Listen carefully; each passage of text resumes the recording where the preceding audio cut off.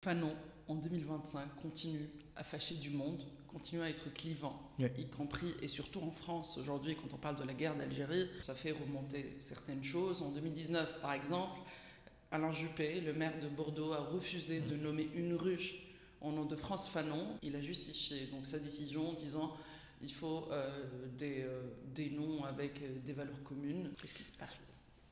Je pense que c'est ce qu'on appelle aussi bizarrement la fin d'Overton. C'est-à-dire qu'il faut. Parce que rien ne lui coûtait de le faire. Franchement, je pense que quand on voulait la paix sociale, on l'a vu, vous accédez à des demandes des fois qui sont complètement farfelues, mais au moins vous essayez de faire progresser des communautés qui ont du mal à s'entendre. Donc ça lui coûtait à ce moment une rue. Hein. C'est une rue, c'est pas un boulevard, c'est une rue. Et je pense qu'en fait compte, et on ne peut pas dire que Juppé n'est pas cultivé. Donc je pense qu'il savait très bien qui était François Non. Je pense qu'il savait très bien ce que ça pouvait apporter comme orgueil, l'orgueil à la communauté antillaise, et pas que l'orgueil de Bordeaux, l'orgueil de l'ensemble du territoire français.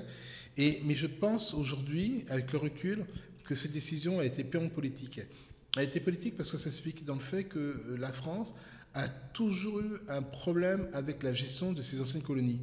C'est-à-dire que dans sa peur de vouloir donner ou lâcher quelque chose, elle estime que ça peut avoir un effet domino et que demain, on va réclamer, tous les gens de toutes ces colonies vont réclamer une rue, un chemin, un boulevard, une statue.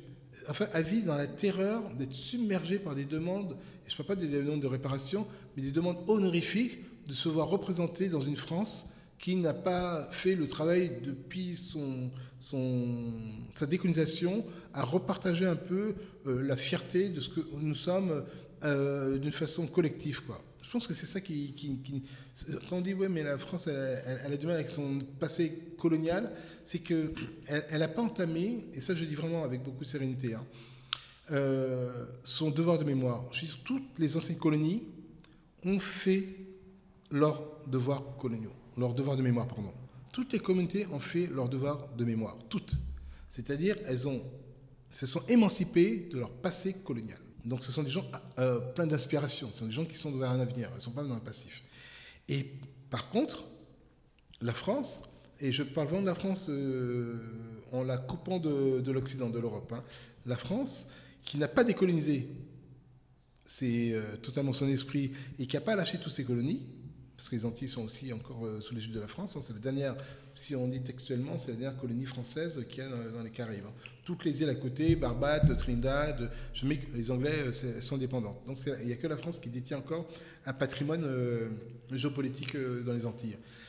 Et la France, quand on réfléchit, elle n'arrive pas à se projeter dans un autre paradigme. Vous savez, dans les États, dans les ministères, il y a des gens qui réfléchissent pour les ministres. Il y a des cabinets, ils réfléchissent, ils formatent les plans, ils projettent ça sur 3 ans, 4 ans, ils préparent l'esprit des Français sur une dizaine d'années, comment on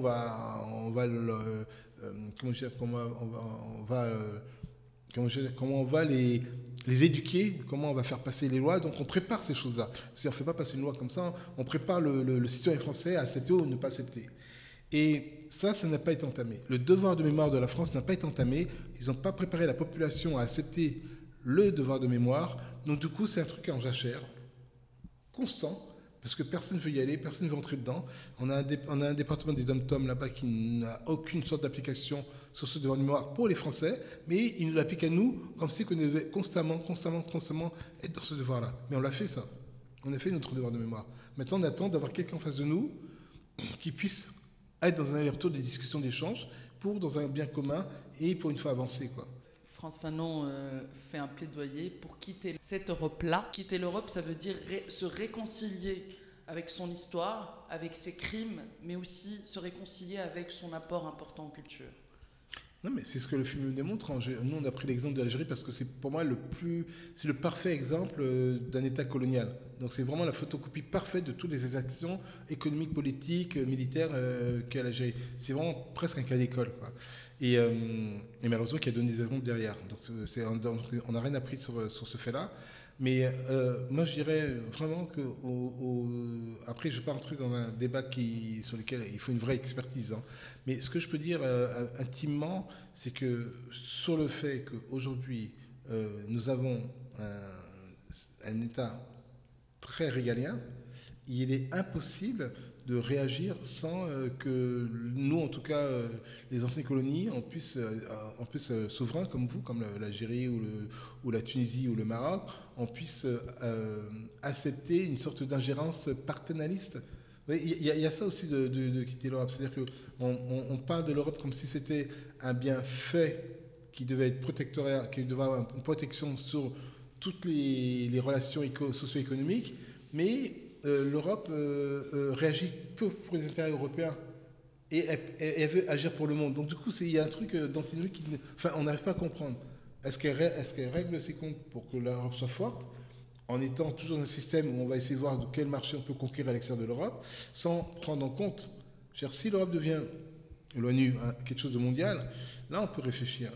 Vous n'avez pas peur qu'on vous reproche quelque part d'avoir fait un film plutôt aseptisé sur la courbe narrative du personnage de Fanon dans le film? C'est-à-dire que c'est un gentilhomme du début du film jusqu'à la fin. En tout cas, c'est notre vision de Fanon du Sud, parce que dans le Nord, j'imagine qu'ils ont un autre rapport à Fanon qui était dans le FLN et qui a été porte-parole de ce gouvernement provisoire de l'Algérie en Tunisie. Vous n'avez pas du tout parlé de ce côté-là. La perception de Fanon comme un être violent, et on va parler un petit peu de la préface de Sartre, des damnés de la terre, qui a dit que c'est de l'apologie de la violence. Aujourd'hui, on peut s'emparer vraiment, hors dehors de Sartre, de Fanon.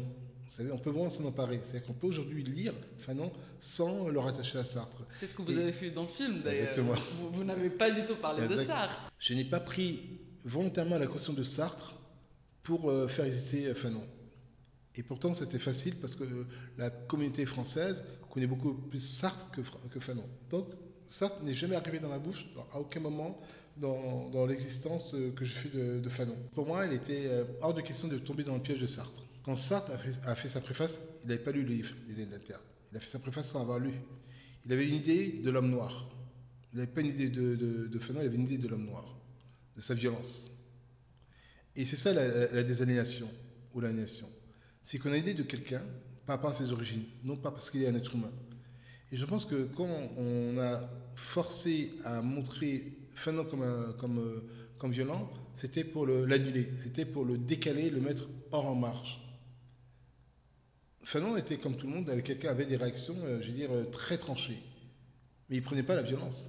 Il prenait la libération d'un peuple. Et s'il fallait prendre une résistance armée, il fallait la prendre.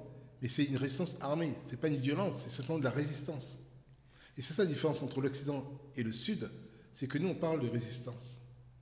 Eux ils parlent de violence. Et ils parlent d'extrémistes. Nous on parle simplement de rébellion, de comportement, de révolution.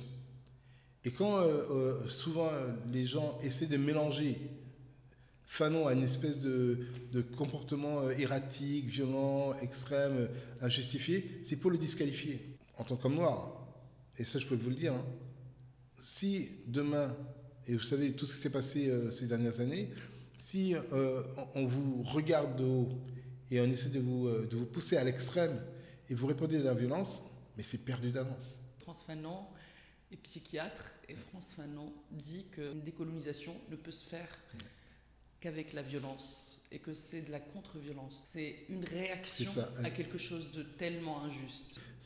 La violence fait partie de la contre-violence, ça c'est vrai. Mais ce n'est pas une violence physique, c'est une violence psychique. J'essaie de faire comprendre dans ce film que Fanon est un personnage extrême parce qu'il attaque le dernier point dans lequel nous on n'a pas su aller, c'est la psyché. Et c'est désamorcer la violence de l'autre.